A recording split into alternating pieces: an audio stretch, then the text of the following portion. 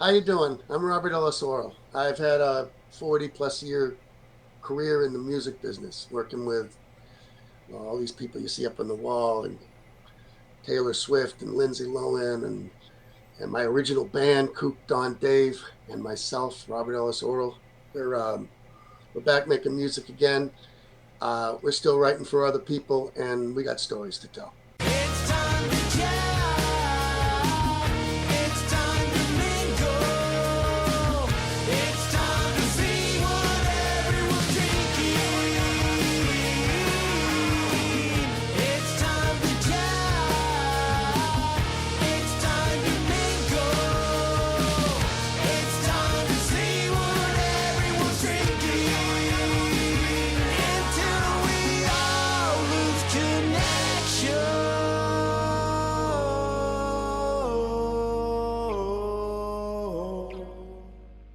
Hi, this is Mike Aiken. This is Amy Aiken. Thanks for tuning in to the Boston Chris Show. Hey guys, Boston Chris here with episode 53 of the Boston Chris podcast, and today we have producer, musician, singer, songwriter, painter, you name it, he's done it. It's Robert Ellis Orrall here on the Boston Chris Show. Boston Chris Show, for the first time ever. Robert is going to share two songs with us today. We also talk about growing up in the North Shore of Boston in Massachusetts. His musical influences, his dual, not one but two different record deals with RCA, one in the early 80s, one in the early 90s, and two different divisions. One was just regular RCA, I believe, and the other was the country division in the 90s. We talked to him about switching to country and becoming a songwriter, a published songwriter. We talk about his songwriting process, the story behind his first number one, Next to You, Next to Me by Shenandoah. Of course, we'd be remiss without chatting with him about Taylor Swift, how they met, how she was in the studio and in writing sessions. Very interesting stuff from a 13-year-old Taylor Swift. Just from somebody who was in the room. Just awesome stuff. And we're excited to present to you this entire episode 53, brought to you by the Speakeasy Coffee House and Palmyra Studios are the sponsors for this episode. Make sure you're following along with everything we do. We have at least one episode a week here on the Boston Chris podcast. You can follow us at the Boston Chris Show. And without any further ado, let's get into the conversation with the one and only Robert Ellis Orrall. Do it. Hey guys, it's Boston Chris with the Boston Chris podcast, and we have gotten to episode 53, and we have Robert Ellis Orrall on the show today, and just what a privilege to get to chat with you today. Robert, how you doing? I'm doing great. You can call me Boston Bob.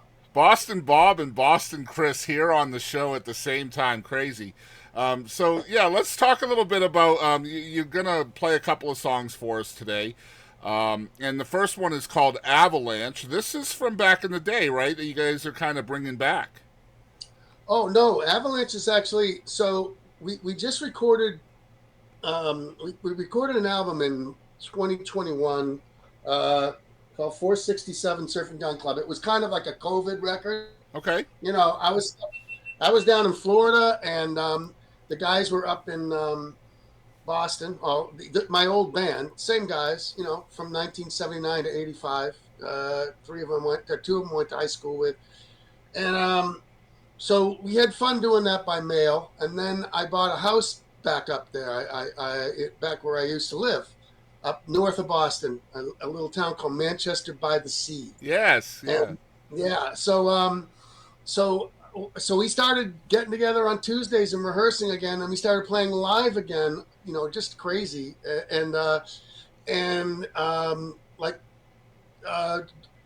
While we were like hanging out and playing, like everyone's like, whatever happened to that record that we made a record in 1986 after we had lost our deal with RCA. We made a whole record in like 5 days. I mean, just literally just slammed out an album. And between us, we could cobble together the whole record. We can't remix it. No one can find the tapes or anything. So it's got a lot of reverb on it because it was 1986. Yes. We put that out as this record called The War Between Us, which is one of the songs on it. Yeah. And And look, you know the Hilltop Steakhouse right there in the back, Wow. so you know it's in Boston. Yeah. So that was a lot of fun to do. And then, as things happen, it was like, well, why don't let's make another record, like from scratch. So the song Avalanche is one of the songs I wrote for this record. And they were just all here in on the Florida Panhandle. I have a house here, and we all came in from Boston. Steve Marcantonio, who lives in Nashville, and he's engineered like just about everybody. Right. But we met at the record plant in New York when I was recording my debut album for RCA in 1980. And we've been friends ever since. I mean, we both ended up moving to Nashville. We had season tickets next to each other at the Titans games. I was there for 30 years. I didn't, I mean, when I went to Nashville, I thought I'd be there for like 5 years and then, get to know everybody and then go home and keep writing songs. But it's not the way it turned out. It never works out that way, ever. Yeah, once you're there, they keep you there. Yeah, I couldn't be happier with the way it turned out because my kids, I raised 3 kids there. My sons started their band, and we started a record label, and that was 22 years ago. 125 releases over those 22 years of indie rock music. So yeah, there's lots to unpack with you today. I'm really excited about it. But we're gonna play a song first. This is called Avalanche. Y'all check it out.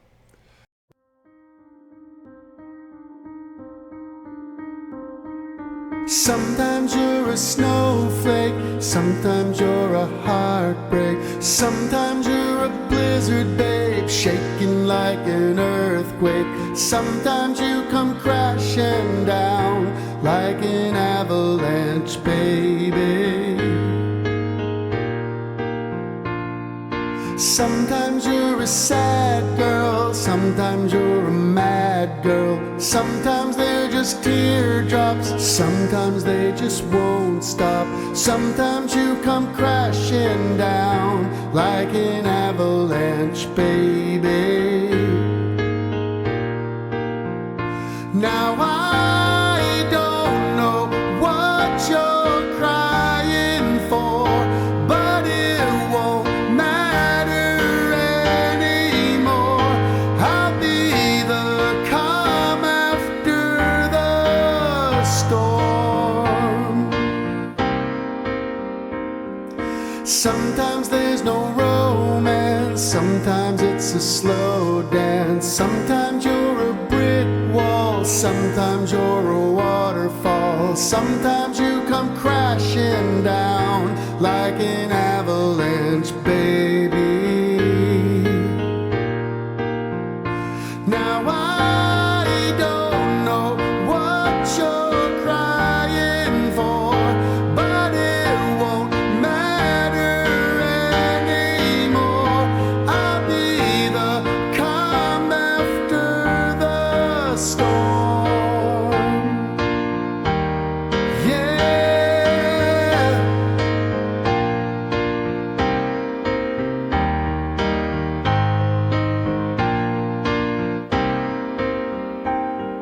Sometimes you're a skydive, sometimes you're a slow drive, sometimes you're the moonlight, sometimes you're the sunrise, sometimes you come crashing down like an avalanche, baby. All right, so we are back once again with Robert Ellis Orrall, and I always ask an icebreaker question to start us off. What are your favorite drinks right now, Robert? What have you been drinking? Oh my goodness. Well, right now it's just one of the many polar flavors. This one is strawberry watermelon. I had one of those Michelob, not the Ultra, but the almost Ultra on the beach today. I'm trying to stay away from the carbs and the sugar. So Yeah, I understand. I'm kind of a little bit jealous of you. It's February right now, and you're talking about being on the beach. That's a little bit, yeah. We don't need to talk about that. Hey, listen, I was after growing up on the North Shore of Boston, as a kid, and I moved to Nashville when I was like in my late 30s, and then we realized I mean, it's not like we couldn't look at a map, but we realized we were landlocked in Tennessee. And so after 30 years of that, we have left Nashville and we have a house on Seacrest Drive here in Florida and 10 C Street up there in Manchester. So Wow. where you can see there's a theme running through it. So the ocean's always been part of your ethos, so to speak. It has, Yeah. and my wife as well. I mean, we went to high school together 50 years ago, and we got married up in Gloucester. So yeah, I love always been I love the fun. square in Gloucester, man. It's so nice up there, and there's like 4 or 5 bar rooms on the square up there. At least there used to be 20 years ago when I was there. But I used to be a Yeah. taxi driver, and I'd sneak in there all the time to try to take people home at the end of the night. It was always extra money if you're coming from Boston. You happen to be in that neighborhood at that time. But Oh yeah, yeah. oh yeah. But yeah, the bars all let out at 2, and everybody's just kind of going and stumbling everywhere. Boy, I'll tell you, as a taxi driver, you can make some bank. So yeah, let's talk a little bit about growing up on the north end of Boston. You were born in Winthrop, right? Born in Winthrop, but I moved to the town I grew up in when I was only 8 months old. So I didn't know Winthrop. I knew Winthrop from visiting both sets of grandparents. Right. But we moved to this town called Linfield, Massachusetts, when I was 8 months, and I was there till I could be on my own, So that was always home, and that is part of the North Shore. It's not on the shore, but it's a short drive to the beaches, and it's just a part of everyone knows about Cape Cod down there in Cape Cod, by God, and but there's Cape Ann as well. Cape Ann is the other Cape, and I actually think I prefer it. I love Cape Ann. It's just got so much history and so much going on too, musically and theater. I mean, just like everything to do. When I'm here in Florida, there's nothing to do. Yeah. What was that like? Like, what were your first musical memories and stuff growing up in that part of the country? Well, I mean, it might be boring, but I mean, I remember my first record that I played over and over was this record called Diana by someone famous. Diana. This one I'm like 4. Yeah. Okay. By the time I was 7, I had a band called the JB4. And the Incredibles. That's Paul Anka, wasn't it? Huh? Wasn't that Paul Anka? Yeah, Paul Anka. That Yeah. was right. That's the Diana. I played that to death because it's the only record, the only 45 that was in the basement. But my first 45 I ever bought was in 1967. We were traveling across the country in the year of the hippie movement, and I bought MacArthur Park. It's, the cake is melting in the rain. Yes, that's great stuff. And what's funny is we were traveling across the country and back to Boston in a station wagon with my mother, my grandmother, my 2 brothers, and the record actually melted because I didn't know records melted in the sun. So I still have it though. Yeah, that's something you don't learn in Massachusetts either because it's not that hot up there, right? Right. We went out. We were in California, I think, when that I came back to the car, and it was. Yeah. Man, there's so much to talk about with you because you have such a cool dichotomy as well, evolution over time of how your career kind of followed a path that doesn't make any sense to me. But I'm really excited about trying to make sense of it. Yeah, it still makes no sense to me, Chris. Yeah, I can imagine because, like I said, from the Northeast, it's not exactly a hotbed for country music. You didn't grow up in country music. There was hardly any country vibes or even influences on you growing up. But yet some of your biggest songs are country hits and even staples, iconic songs in the country genre. Yeah, I got to tell you, there was not even an FM country radio station when I was. It was after the band broke up. And I made 3 rock albums for RCA. Boom. And then the band broke up after we lost our deal. Everyone wanted to do other things. I said, well, I just want to be a songwriter. And there was this little AM station in Waltham called WDLW, and they played country music. And I'm like, whoa. first off, it was a very cool time in country to like all of a sudden go, because all I knew for country was hee haw. Yeah. Like all of a sudden I got Lyle Lovett, I got Foster and Lloyd, I got Nancy Griffith, I got oh gosh, Dwight Yoakam, and then I said I got to go check this out. So I went to see Ricky Skaggs at the Wang Center, Wow. and it was almost like a religious experience. I was like, what the heck is this? These musicians are so good, and these songs and these harmonies, and it blew my mind. I went out and bought everything Ricky Skaggs had on vinyl, the next day. And and I said, I want to try my hand at writing this kind of music because I love it. And I've always loved the voice, the emotion in voices like George Jones and oh my gosh, the other guy. There were two. It was Keith Whitley, yeah, I loved him, but Vern Gosdin. Yeah. And I love the emotion in their voices because I'm a really emotional person, and I just wanted to write. I really wanted to write like sad country songs. Yeah, there's a lot more vulnerability in country. You're allowed to be more honest, I feel, as a songwriter, right? When you're writing that kind of stuff. I love that. So yeah, we have very similar upbringings in Brockton. We had WCAV, which was my only country radio station. Of course, I'm not the same generation as you. Grew up in music in the 80s, with, Clint Blacks and Garth Brooks and Reba and all of those were hitting radio. And, we had probably a few more platforms to kind of get our country on. We had Marshfield Fair. They had country acts from time to time, the Cape Cod Melody Tent, Indian Ranch in Webster. I remember meeting Loretta Lynn and Crystal Gale over at Indian Ranch, and this was all in Massachusetts. People wouldn't even know that this stuff is out there up there. It's cool. Yeah, it truly is, and I love that because, like, you're talking about, coming up with rock and roll, and you're signed to RCA as a rock artist as well, with your band, and yet. For me, Next to Me is one of those iconic country sounding songs with the fiddle and the way it sounds, and that was your big hit, one of your big hits at first in country. Yeah, that song. First off, that song was written primarily in New Hampshire. I'll tell you that story, but it also, after I started to have a little bit of success going to Nashville, and trying to get people to write with me because that's always tough for anyone that just comes into town. Are you still remote at this time? You're remotely writing? Like you're not in Nashville yet?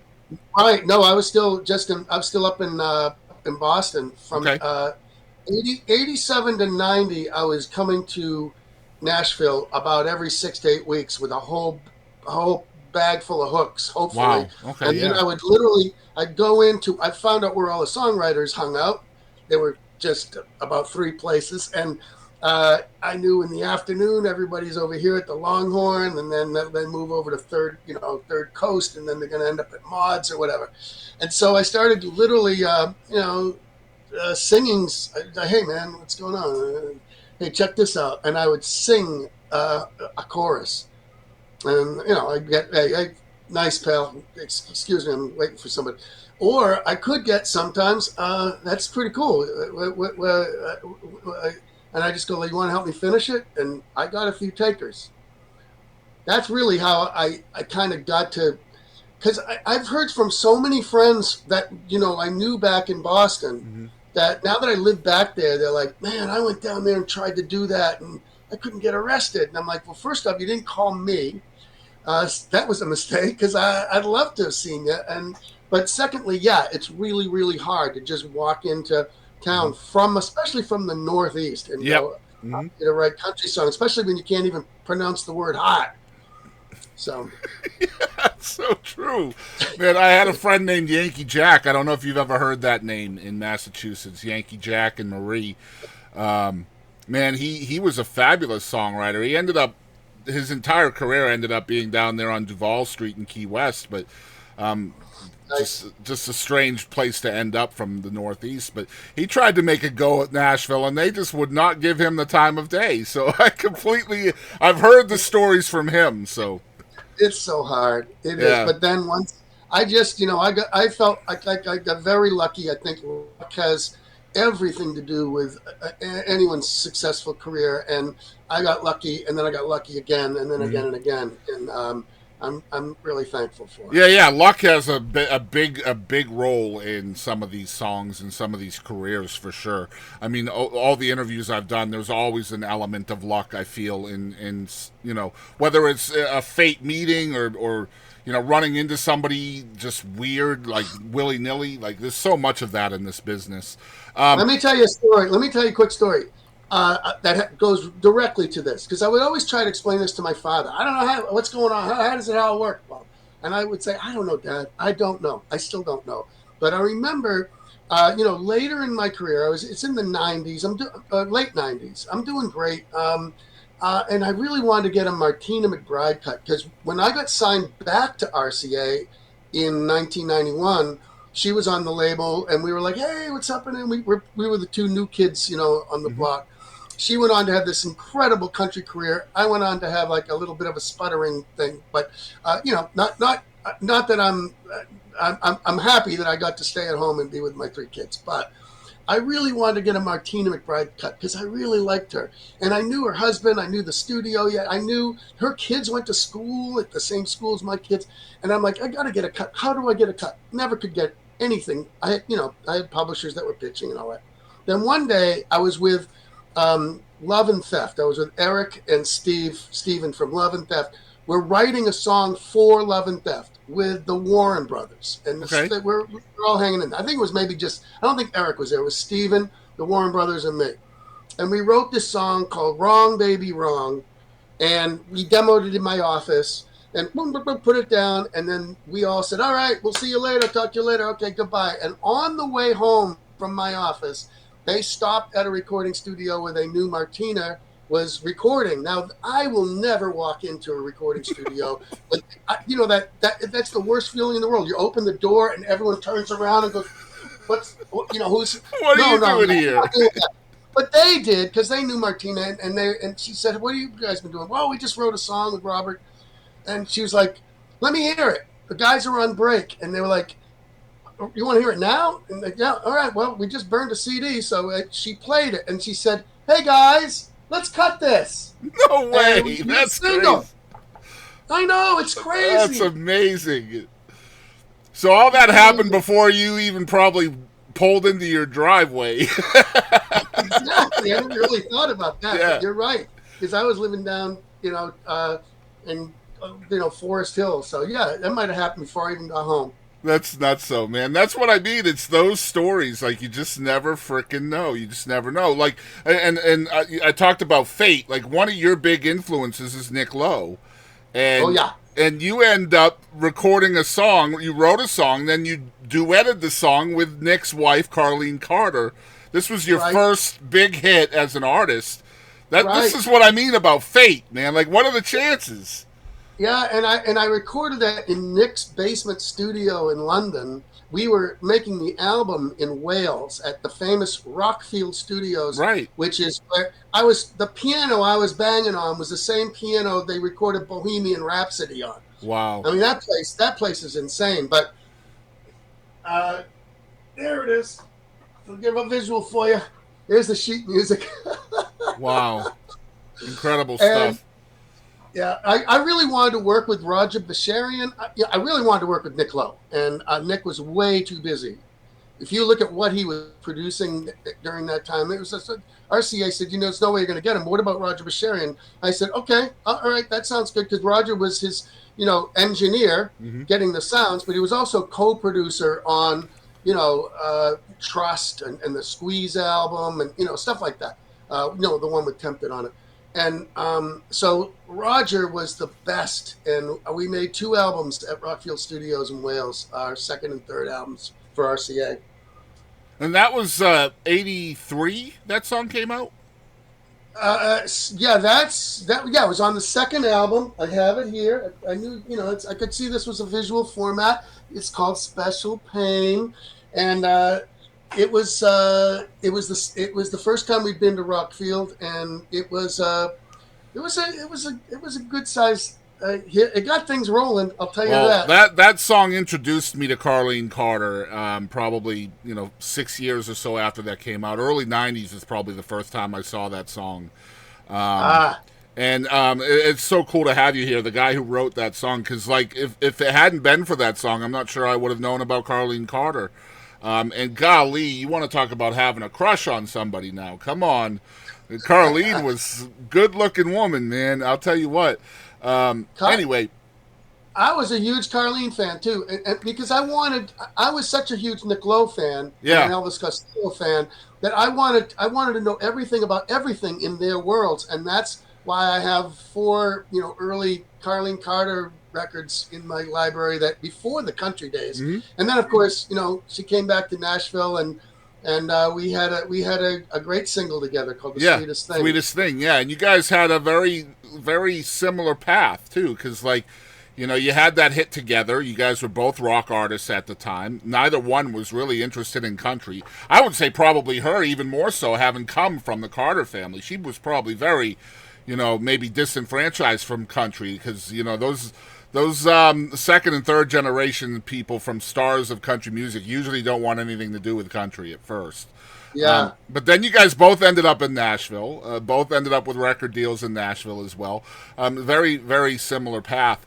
I'd love to hear you talk about, because you talked about going to Nashville and kind of talking to people about writing with you. Is this the part of your life when you meet Curtis Wright?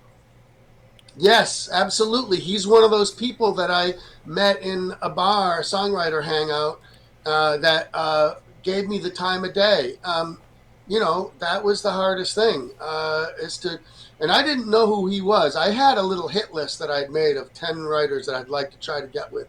And I got with a few of them. Bill Lloyd from Foster and Lloyd, who I guess I've already mentioned that I love them. And Mike, oh my God, his name just went in one. He wrote one of the most beautiful songs ever written, "I Can't Make You Love Me." Mike, okay. We'll Google it. And but you know who I'm talking about.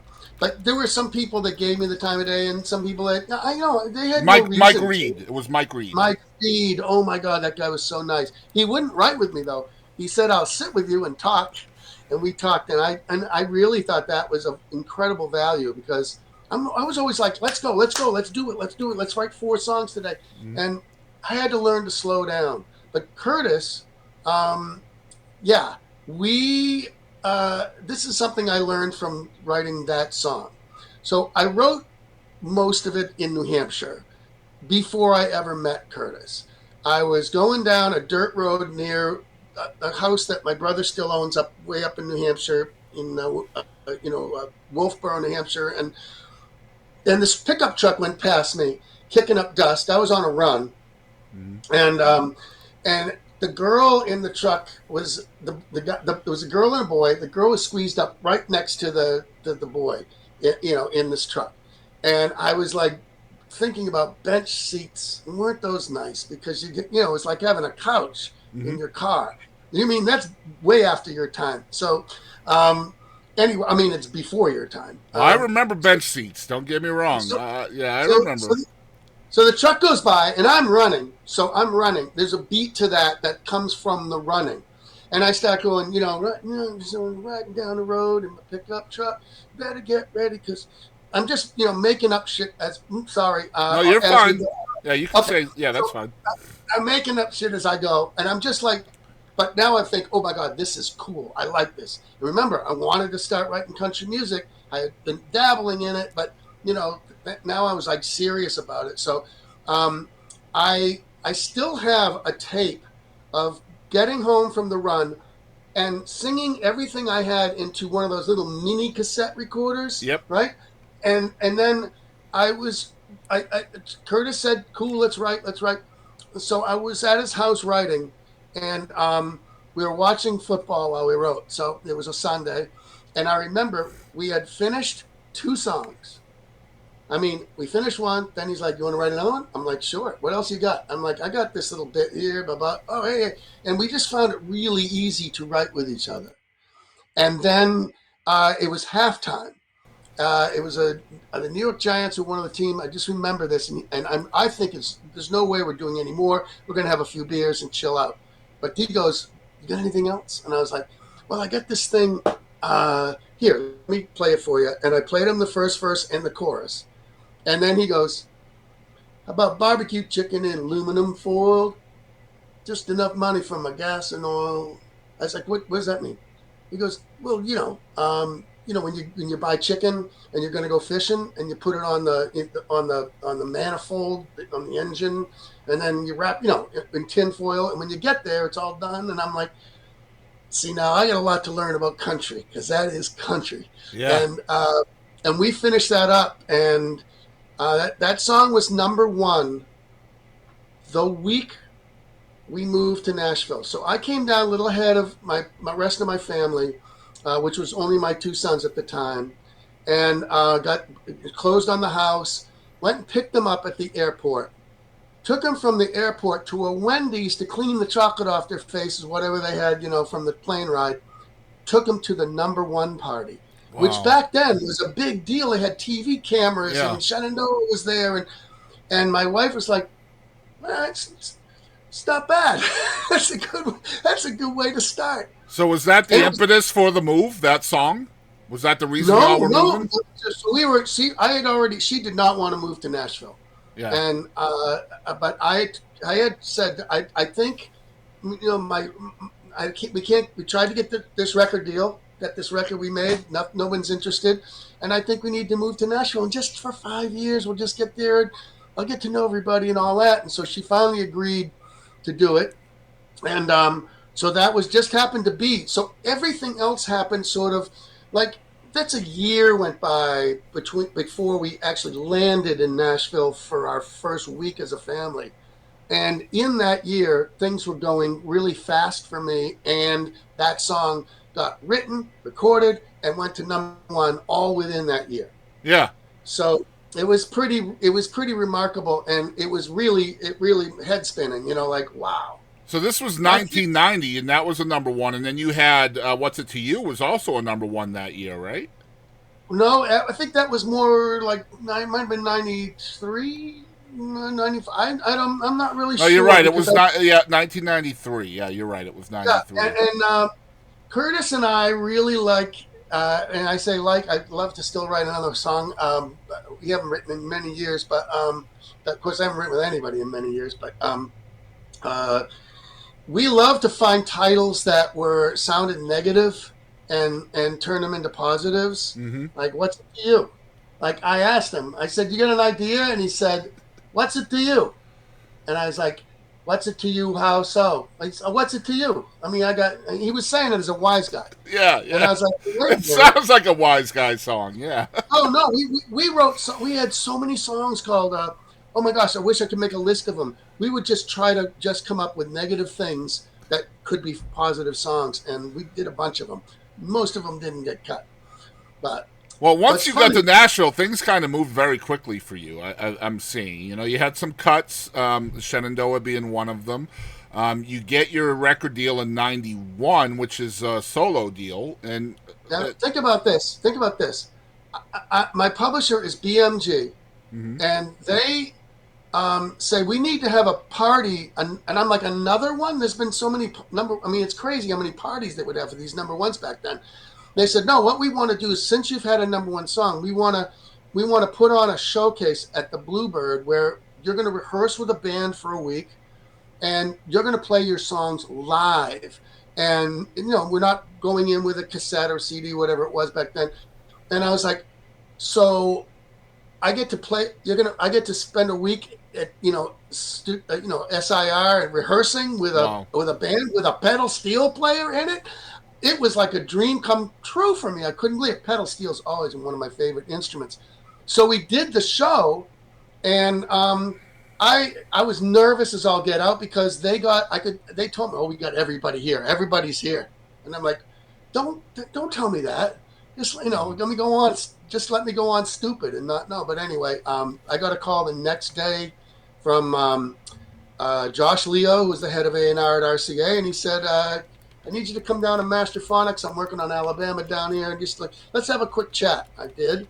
And he goes, I want to work with you. Now, at this time, I'd given up on my performing career. I just wanted to produce records and write songs And write produce songs, records. yeah. And I'm the dummy that looked at him and said, "Who's the artist?" And he said, "You're the artist." And I was like, "Oh yeah, well, yeah, I'm the artist." And I was like shell shocked. I went home and told my wife, and I said, "Honey, I got a record deal." And she went, "I got chicken on the grill. I'll be right back. Can you unload the dishwasher?" And I'm like, "Okay." But I swear to God, that's all true. And I was just like, "All right." I didn't tell RCA that I was already maybe $1 million in the hole. And they did come back to me and said, "You never told us that you've made 3 albums for RCA." And I'm like, "Does that matter? I mean, this is different, right?" And this was the sweetest thing any record executive ever said to me was, "Well, the head of legal affairs says it'll give us a chance to redeem ourselves." And Nice. it was a really sweet thing to say. So, again, I feel like I fell into it. I think there's a great question here because success is very subjective, right? Like each person's idea of success is different. For you, you're a published songwriter, you're a recording artist, you're a musician, you've done all of those things at this time. You've had hits as an artist, you've had hits as a songwriter. What's more exciting for you, to have a #1 hit for somebody else, or to just chart as an artist in your own right? Wow, I think back then at the time, I would have said to chart as an artist. It wasn't my intent to be an artist. Even when I got my first deal with RCA, I just put together turns out a crack band to go out and play my songs. And when we played live, people couldn't figure out what I was about because we would play ska, punk, a Barry Manilow type ballad, reggae, just pure pop, Todd Rundgren, Elvis Costello, The Clash. And I just was into songs, And then I got a record deal, and then I really wanted to be a successful artist. I mean, I wanted to, I in the early days of that career, somehow within a year, we were opening for the Kinks or U2. And I kind of liked that, all those people. Yeah. But when it all went away, it didn't kill me because I wanted to be a songwriter. And I got to Nashville, and I'll tell you, I was really excited about being home with. Now I have a daughter as well, and not leaving my kids, for long periods of time, and just being home and going to the parties and saying, "Dude, thanks for cutting my song, man." So that's almost a maturation process, isn't it? Like just growing up. It is. Yeah. Sure it is. Yeah. It is. Also, now being too old to chart. Well, let's look at it reflectively, though. Like looking back at it, would you still rather have the hit as an artist or to have a bigger hit as a songwriter? A bigger hit as a songwriter. So it's changed. It's definitely a changed success. I love that, and I can see it. I can see you living it. With those big arenas and all of that. That's got to be very surreal, right? Very surreal. Yeah. Incredible stuff. So, what's your songwriting process like? Like, is it melodic? Is it conversational? Is it perspective based, or all of the above? It's definitely, ideas, word ideas written into still use a little notebook thing that you can stick in your back pocket because I like that feeling. And, just writing, starting, and then, crossing out and going. But also usually they come at the same time. And it used to be a tape recorder, ubiquitous tape recorder that I carried on walks and all that. And of course now it's, on this, like everybody does. Then I have tons of things and I don't do anything about them. And then once in a while I get in the mood to work. This is now. back then I was in the mood to work every day and write 3 songs a day. Mm-hmm. Oh, by the way, because let's not forget that it's kind of was a kind of a scary lesson to find out that the 3rd song you wrote in one day with Curtis Wright was your first #1. So you definitely don't want to stop. Mm-hmm. And that might have been kind of a curse because everyone in Nashville used to call me, REO speed writer or whatever, And I wrote too many songs that were just songs, but they weren't like great songs. And I really couldn't tell a difference. But once again, Nick Lowe taught me that. Just write it, move on, write it, move on. That's how I felt about it. But I started meeting writers that were like, no, we're going to work for 3 months on this. I was going to say, was there anybody that came along and taught you patience as well? Because I would think that the flip side of that would be important also. Now, I gotta to be honest with you, in the early '90s, after I had met a lot of success, I could kind of pick and choose who I wanted to write with, and I kind of picked people like Al Anderson because we were both gonna bash something out. We had a few good cuts together. I'm still crazy about it. I talked to him recently, but back then I would write with people that had that other way of writing, and I would drive them crazy because they wanted to, and these are great writers. Okay. I won't mention names because I really annoyed them, but, they want to lean back and just, let me think on that. And I'm like, don't you know the first thing that comes out of my mouth is what we should, but I did learn there was another way to do it. Yeah, I love that. And I was never a writer who just thought whatever. Even when I was writing by myself, which most of all the stuff in the '80s, on RCA was, I wrote by myself. Once in a while, just something with a band member that we came up with a riff or something, and just had a thought, and we go like, let's write, and we would. But it was rare. I love writing by myself, but I was very hard on myself about lines, inner rhymes, bridges, middle eights and all that. I was really, really into getting Structure. the most out of every line I could. Yeah. Yeah, I love that. Who would you say was the most impactful person to your music career?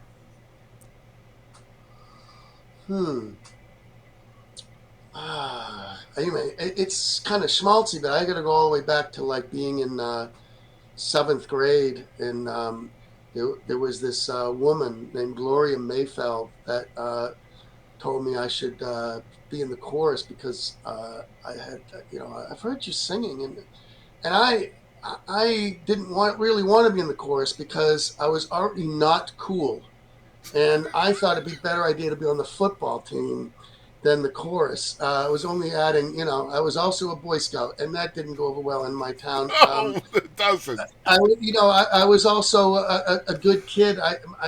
My parents, I didn't want to disappoint them. So, all of that. That's called being afraid of dad, by the way. Terrified of dad.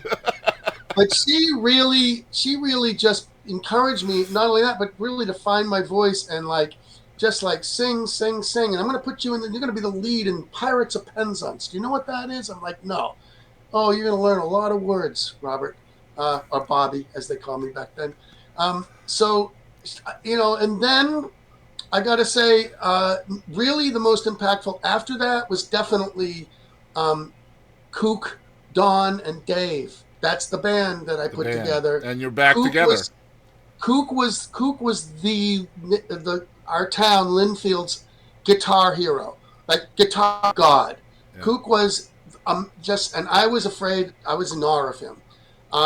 But I got up the courage around 1979. I got up the courage to go up, knock on the door of his house, and just say, "Hey, I'm making a band. Do you want to be in it?" Because he was the best. And he said, "Yeah, sure." And I was like, we should get Don on bass. Don. Well, and then this guy David Stefanelli came into our band, and I really feel like I didn't have a lot of confidence on stage. I didn't have the ego to be on stage. I didn't have the the Bono, I was more like, all right, once I get out there, I'm just going to be a different person and go crazy. And I did. But these guys had my back, and they still do. They've all done amazing things. They all, went on to play, with Peter Wolf or, David started a band with Brad Delp from Boston. And, while I was in Nashville, they were all doing great things. But yeah, those guys. And then when it was time to kind of put it all back together, it's like nothing ever changed. It's like, yeah. And that's the current project now too. So like 50 years later almost, and you guys are back together making music again, new music, and I love that, man. It's so serendipitous. Life is so circular if you let it be. You know what I mean? And so I'd be remiss. We don't have much more time, and I do want to talk a little bit about, obviously, Taylor Swift. This is a songwriter in front of me who's one of the few songwriters on the planet that has songs being played during the Eras tour, which is incredible to me. The whole Taylor Swift thing with you was very early on in her career. It was her first full-length record, and then her first EP as well that you were part of. Right. And I was looking at the liner notes of the debut self-titled record. There are 4 songwriters in the liner notes, and you are one of them. Of course, Taylor and Liz Rose are 2 of the others. Right. Man, how did all of this start with you being part of this project? Because you also co-produced a lot of these songs as well, or produced them. So that starts with another old friend from Boston, Angelo Petraglia. Angelo was in another great songwriter, by the way. Yeah, Angelo was in a band that was playing right when we were playing. We played the same clubs the same night, face to face. And I met that guy in 1977. I was in a circle of people I didn't really know around a campfire. He tapped me on the shoulder and handed me a joint and said, "You want some of this?" And I was like, "Excuse me?" And we were friends ever since. That's true. He's one of the nicest people on the planet. I've never heard him raise his voice. And, he went on to produce, co-produce or produce like 5 or 6 Kings of Leon records. And he should be on your show. He put that band together. I mean, he named them. He went and bought a bass for the cousin. But anyway, so he calls me up. And I had a writing appointment like writers do every day. And he called me up and said, hey, I got this 13-year-old girl coming over here in about an hour. You got to help me out, man. Because my daughter was 13. And we were writing songs for her, because she wanted to have a little band, And I said, "No, man, I've already got I'm booked." And he was like, "She's on RCA." And I was like, "What?" On RCA. So I'm like, "Hey, man, I'm gonna have to cancel." "All right, thank you, bye bye." And I got in the car and drove over there. So I remember him saying, what should we? What do you think? And I'm like, I think the most important thing is that she have fun.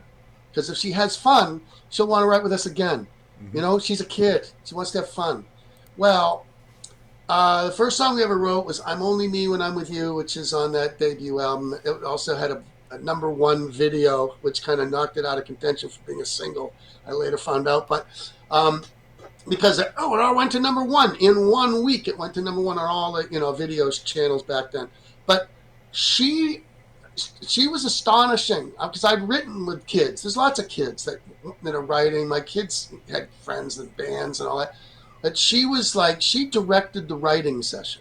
And really? She had 2 guys in their 50s. So she had over 100 years of experience sitting there. And she literally directed that very first writing session. Wow. She knew what she wanted and she knew what she didn't want. And it could be comical at times because Angelo, what about this line? She's like, it's a little trite. That'd be, whoa, shot down by the 13-year-old. We had a ball.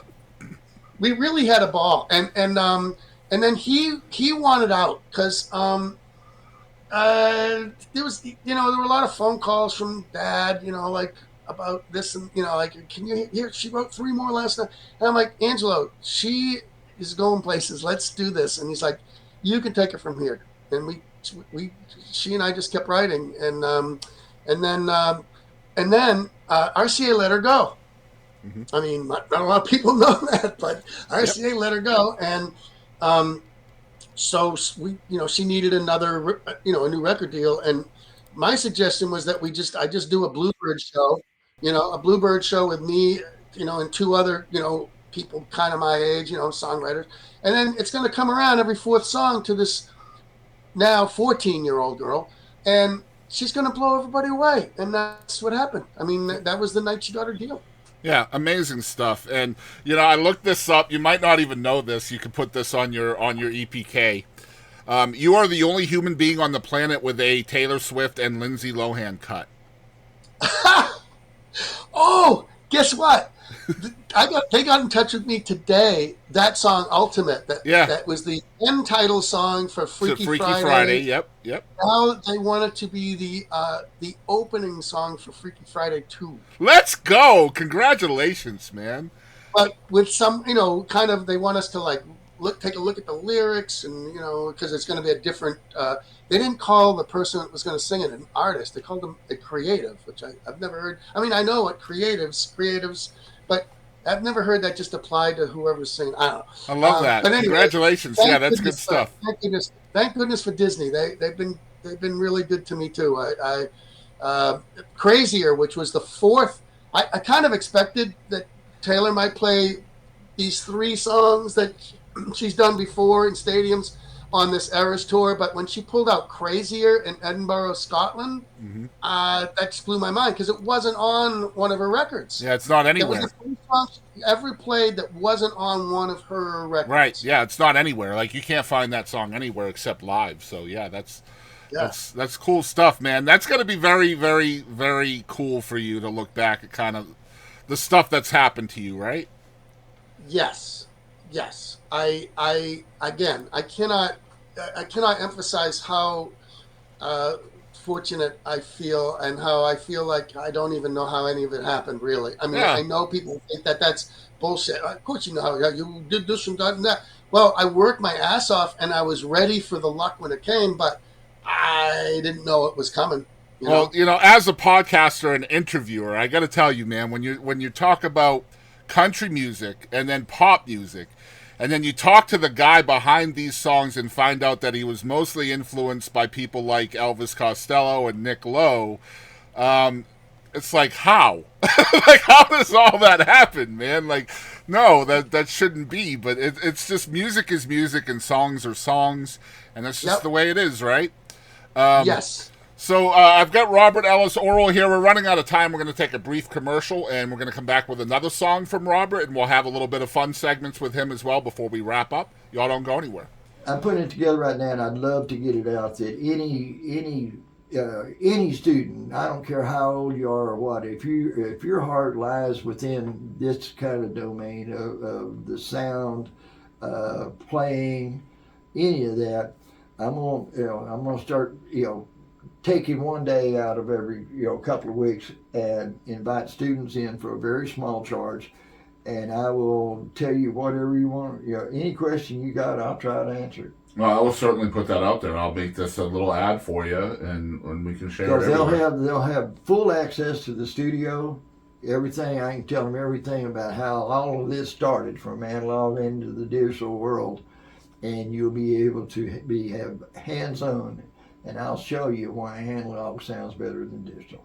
Amazing. Yeah, I'll definitely cut this out. I'll make a little ad out of it, and we can share it everywhere. That's awesome. Absolutely. Because I'd love to do it. That's my legacy, is to leave with.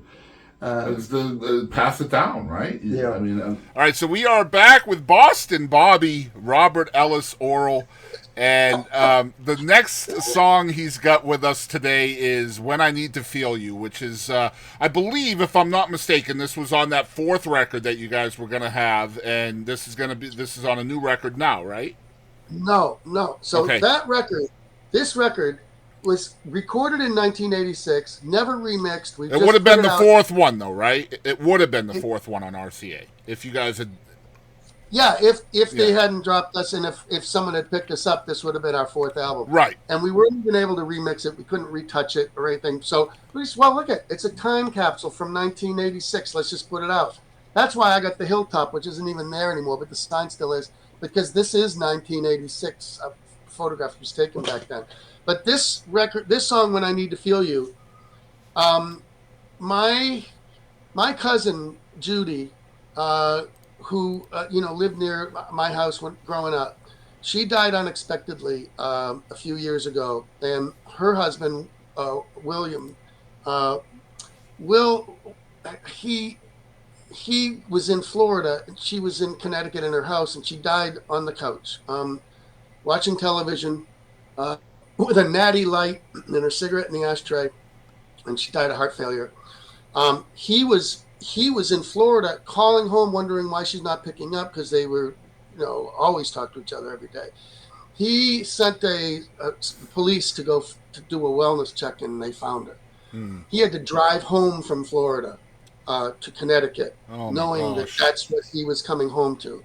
It's one of the saddest things that I've personally been, exposed to in my life, and I felt so bad for him.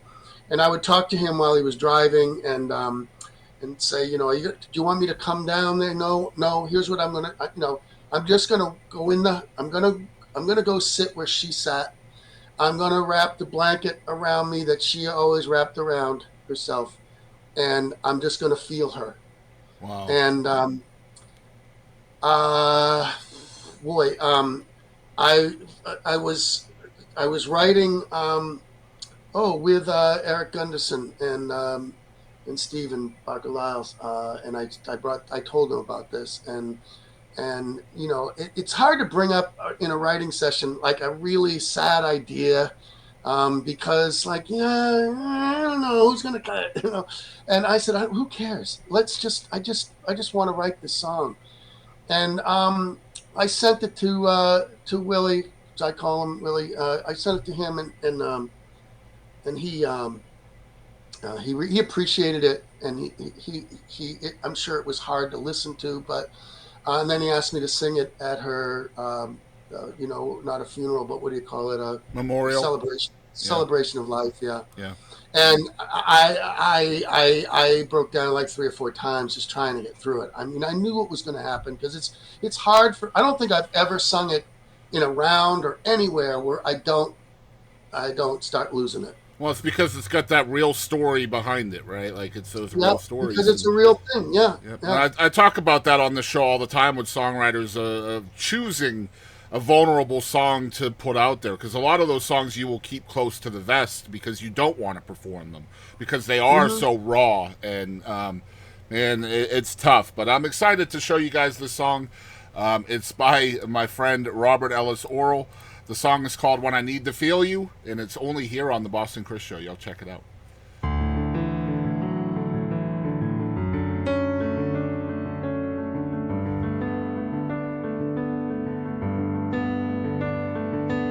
When I need some conversation, I head out to the filling station, sit out front with John and Mary Jane.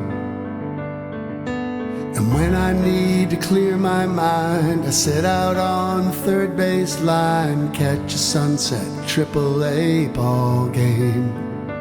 But when I need to feel you, when I need to be near you, I pull that blanket off the shelf and wrap you all around myself. It's the little things that help me make it through.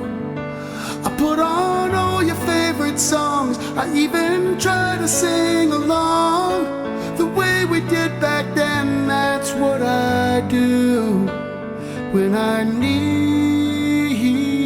to feel you. When I need to catch a buzz, I do it just like Willie does. Lay out back and watch the planes go by. And when I need a good night out, I catch a lift and head downtown, meet a few old friends and just unwind. But when I need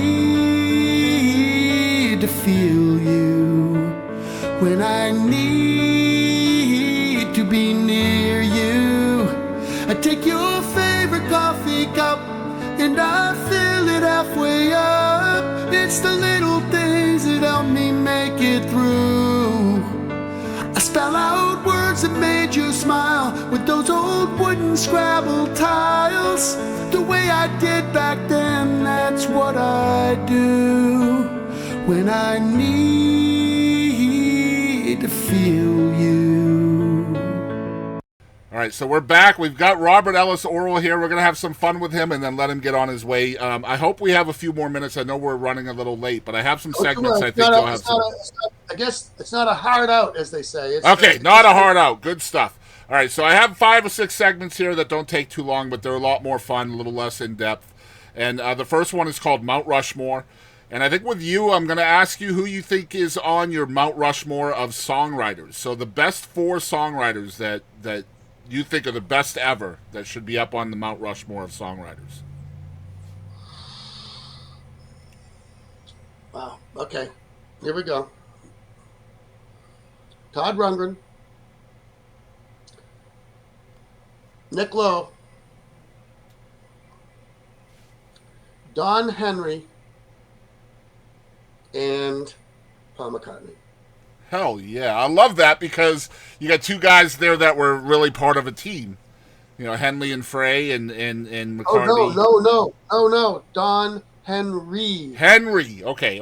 I got you. Henry. Henry, a Nashville songwriter that I am still completely in awe of. He's one of those troubadours. He goes around, plays, does those, house shows, and he's had some big hits, but what's really great about him is the songs that no one knows unless they go and listen to Don Henry. Oh my gosh, he's the one that he wrote "Where Have You Been?" Of course. That's right. Yeah, Kathy Mattea. Oh man, that's a great song. But his songs are so clever and so upside down and inside out. I mean, he wrote a whole Halloween album. It's on vinyl. I played it this Halloween. I played it last Halloween. It's just all great songs made for that holiday. But he just check out Don Henry. Oh, if you love songs, if you love songwriters, Don Henry, he's the guy, and the way he delivers them. Oh my God, I'm excited. He's amazing. Thank you. I'm gonna deep dive into him after we get off of here. Thank you for that. All right. So the next segment is called "What the Heck." This is real easy. I'm just gonna ask you some questions and just answer whatever pops into your head. Okay. So don't try to change anything. Don't filter it out. Just whatever pops in, say it. Okay. All right. Number 1, are you more of a hunter or a gatherer? I am a gatherer. All right. How long do you wait after finishing your first plate of food before going back for seconds? Well, that's changing now, but I definitely was a seconds while I'm still at the table guy. Okay. Number 3, why do you think drive-up ATMs have Braille on them? Well, I'm assuming it's for blind people. Can't they use an ATM? Sure. But it's a drive-up ATM, Robert. Why are blind people driving? I don't know. What the heck? Exactly. Number 4. Do you think the toilet paper roll should be over or under? Under. Okay. And do you like pineapple on pizza? I do. Okay. Last one, you said you didn't really like being on stage. You had to go to a different place energetically.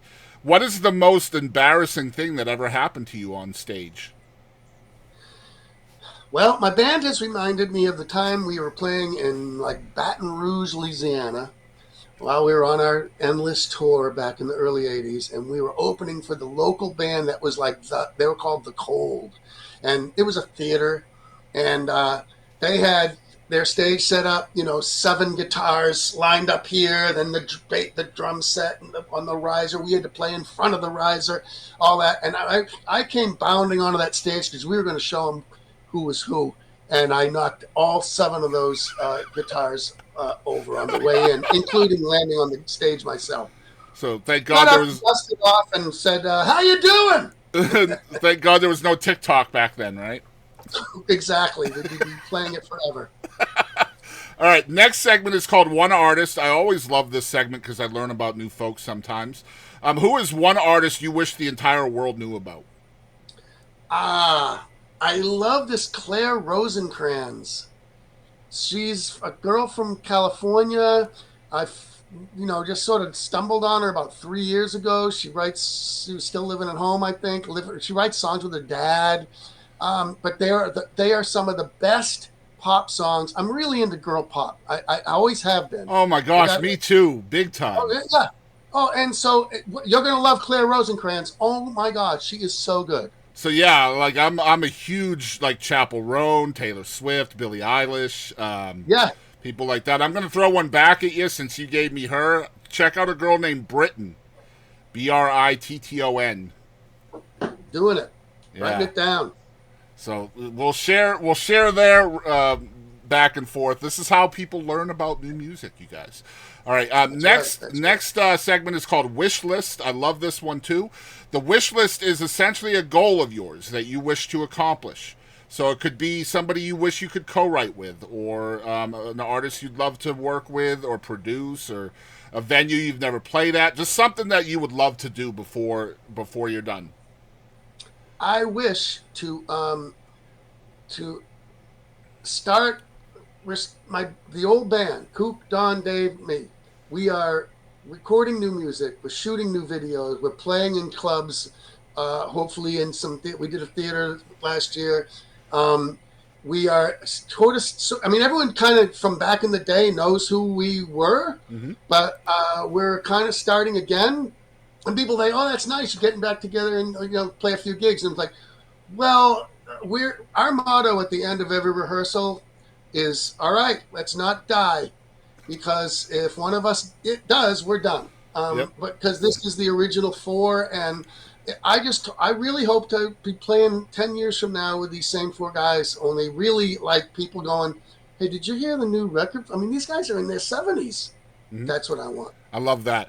Next one is called Personal Best. I love this too. I love these segments because they're so self-reflective and they really tell the story. Personal best is what you think your personal best accomplishment as a human being has been.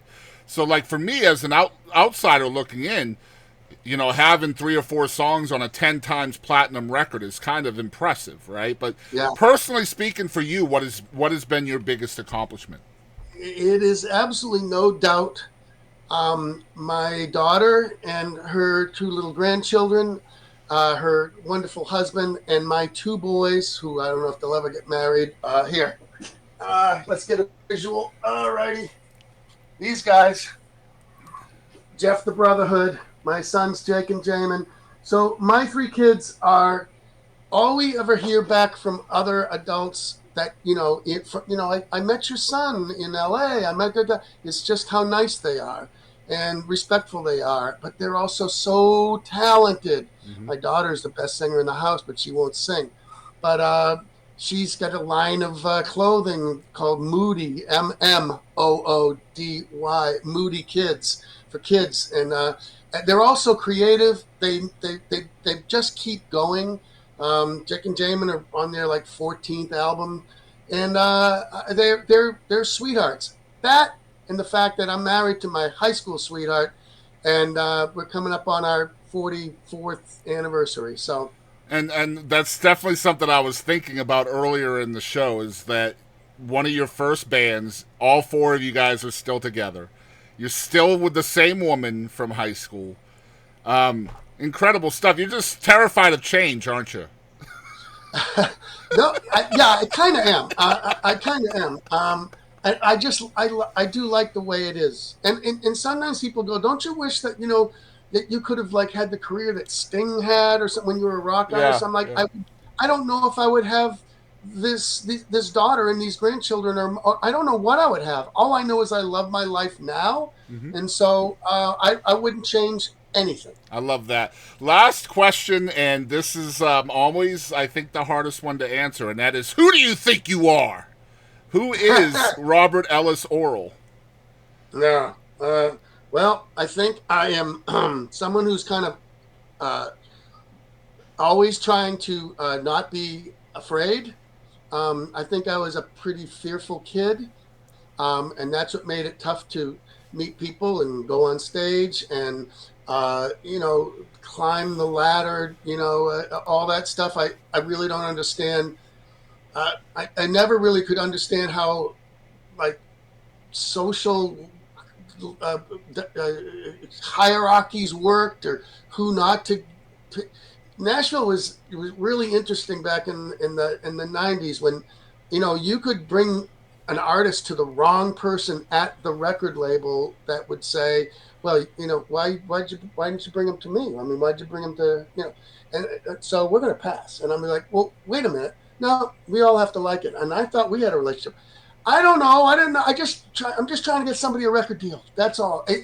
I never could figure it out. And somehow, everything turned out pretty good. So, I don't think I'm going to change. Probably not. And yeah, I don't think people really change that much. And other than lose a few pounds, not much I can do. I love that. So 2025 is upon us, and we already know what your goal is really to get the word out on the new band, which again is Robert Ellis Orrall and Kook Lowry and Don Walden and David Stefanelli. And the band is called Robert Ellis Orrall, so that was always confusing. It was never called the Robert Ellis Orrall Band or anything. Yeah, we just called it Robert Ellis Orrall. Yeah, and they're bringing the 80s back to the 2020s and doing a good job of it as well. Where can people follow along with you, Robert? I know the website is robertellisorrall.com. That's with 2 R's and 2 L's at the end. Yes, definitely, yes. 2 L's and 2 R's, or else you end up in a very different place. And we have, you know what I love? So we're on all the streamers, like every streamer you can think of. And I have the records I made in Nashville, either by myself, Mistakes and Gravity, or with the indie band Monkey Bowl. There's 3 of those. Space, Ultimate, which is where that song Ultimate came from. Yeah, there's a lot of stuff we didn't get to talk about tonight. I just want people to know out there. There's so much. There's Monkey Bowl. There's your painting. There's that's right. Yeah, there's your label. We didn't get to talk about your label. There's just so much. I'd love to have you back on. You know what, Chris? We'll just have to do it again. Yeah, absolutely. I would love that. Let's do it again. But one thing I'm just falling in love with is, even though we're on all the streamers, I love Bandcamp. So I think Bandcamp is really cool. We're kind of like starting again, and people can get everything there. Even we do some Bandcamp exclusives and stuff like that. And we're trying to keep people stocked up in CDs, cassettes. We're still making cassettes and vinyl, so it's all there. Yeah, if you want to send me something signed for my office here for the walls or whatever, I would love that. I absolutely would, and I'm assuming you have a turntable. Of course, yeah, of course. Yeah, I will. All right, I will send you my address then. Okay. All right. So yeah, guys, this has been episode 53. What an honor to have you here today, Robert, man. I've loved it. I'm glad you did. I know you don't have a lot of interviews out there, so I'm excited to show people who you are, and just an incredible human being. And what a voyage you have traveled on this planet for over 50 years in the music business, and still at it too, still passionate, still ready to make new art, and I love that, man. Thanks. Yeah. Hey y'all, this is Chris Edwards. Thanks for tuning in to the Boston Chris podcast. It's time to